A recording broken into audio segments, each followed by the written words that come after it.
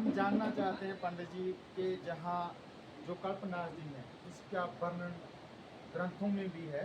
क्यों नहीं? हाँ, तो मैंने पढ़ा भी है, शिव महापुराण में भी इसका वर्णन है। तो हम आपसे थोड़ा इसका और जानकारी लेना चाहते हैं विस्तार रूप से। आप थोड़ा इसके बारे में हमें बताइए।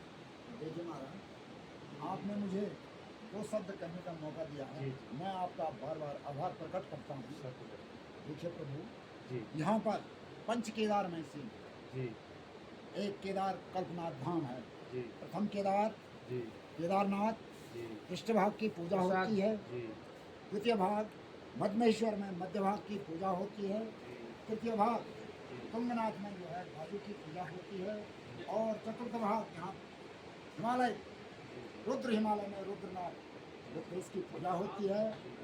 और यहाँ पर पंचम केदार बाबा जटा के नाम से पूजा होती है जी।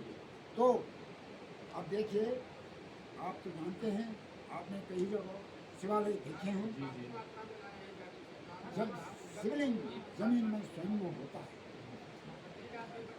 गलेरी होती है, ऊपर से शिवलिंग होता है।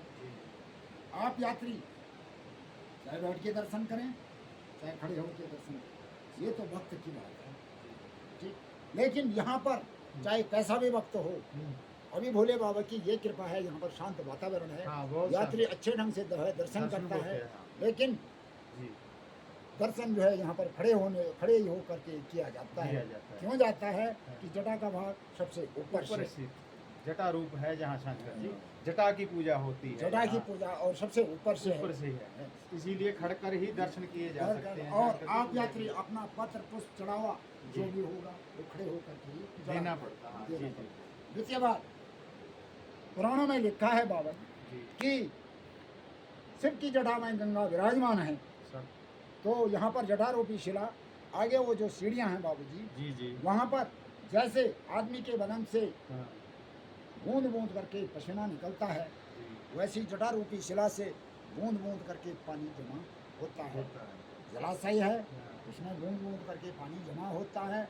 और उसी पानी से शाम सुबह अंदर भगवान पिंड हैं इसका अभिषेक किया जाता है। और आप यात्री अपनी कैनी बोतलों में प्रसाद के रूप में घर भी जाया करते हैं। दूसरी मान्यता इस कुंड की स्कंद पुराण के 52वें अध्याय और केदारखंड नामक पुस्तिका में वर्णन मिलता है कि जब दैत्य और देवों में जो है समुद्र मंथन होने जा रहा था, लेकिन समुद्र मंथन न हो पाया। यहाँ पर देवराज इंद्र ने तपस्या की, इंद्रकील पर्वत नाम से जाना जाता है। तो भोले बाबा बोले, हे देवराज इंद्र, मेरे जटा से पानी ले जाइए और समुद्र मंथन हो जाएगा।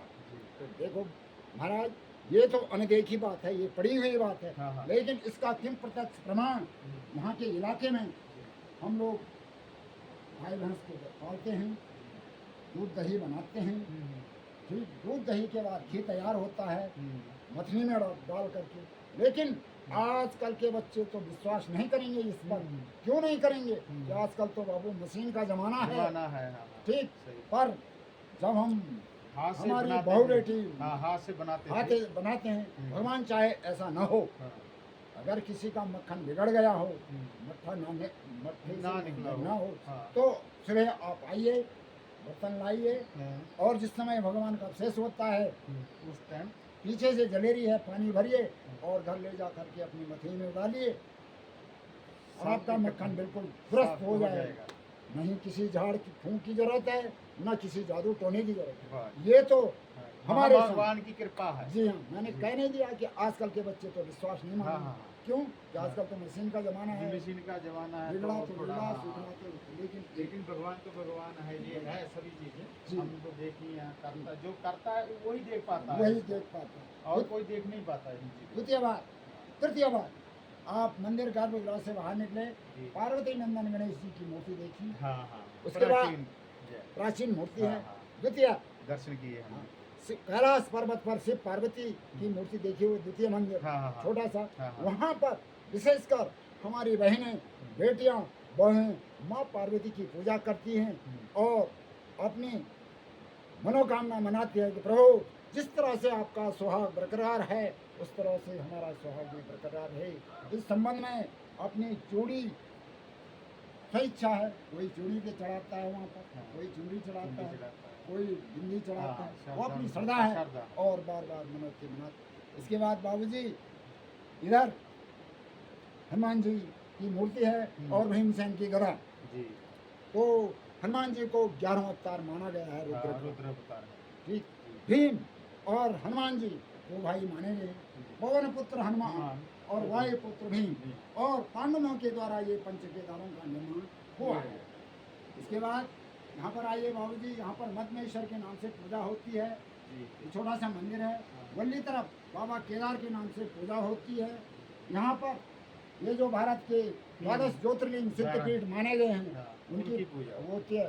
सौराष्ट्र सोमनाथ चौ श्रीशाले मल्लिकार्जुन उज्जैनाम महंकालम ओकारम मंगलेश्वरम प्रलयाम वैद्यनाथ चौ डाकनी भीम शंकरम चैत्य वंदे तु रामेश्वर नागेश द्वारिका वने वाराणस्या विशेश्वरम त्र्यंबकम गौतमी तटे हिमालय तु केदार घुस्मे च शिवालय एतानि ज्योतिर्लिंगानि स्वय प्रातः पठे नर सप्त जन्मम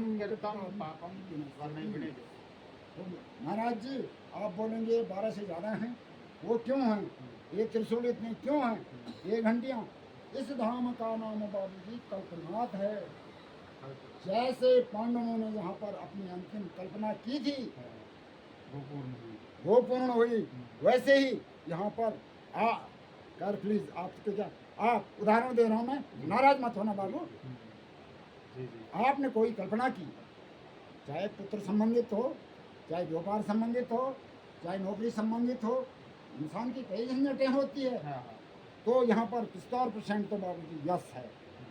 ठीक, इस संदर्भ में माना आपने अपनी कोई कल्पना की, वो कल्पना यश हो गई, तो आप जरूर इस धाम में जो दोबारा आएंगे और छोटी सी पूजा लेके आएंगे। उदाहरण आप छोटी सी पूजा लेके आए, नदी से नहा के आए और पत्थर ले आए, पंडित ब्राह्मणों द्वारा यहाँ पर उसका पाठ पूजन यज्ञोपवीत के बाद वो क्या हो गया, पत्थर रूप लिंग बन गया। आप चले गए और वो यहाँ छोड़ दिए, तो मंदिर परिसर उसका अनादर नहीं करेगा। मंदिर परिसर में गाड़ दिया, त्रिशूल गाड़ दिए, घंटियाँ टांग दी। ठीक, आप यात्री आए, आपने पानी चढ़ाया, आप यात्री आए, आपने पुष्प चढ़ाया, आप यात्री आए, आपने दिया जलाया, आप यात्री आए, आप हाथ जोड़ के चले गए। घंटियाँ आपने चढ़ाई लेकिन बजाने वाले इतने यात्री हैं। त्रिशूल आपने चढ़ाया लेकिन देखने दर्शन करने वाले इतने हैं। तो बाबू यहाँ पर बराबर पूजा होती है।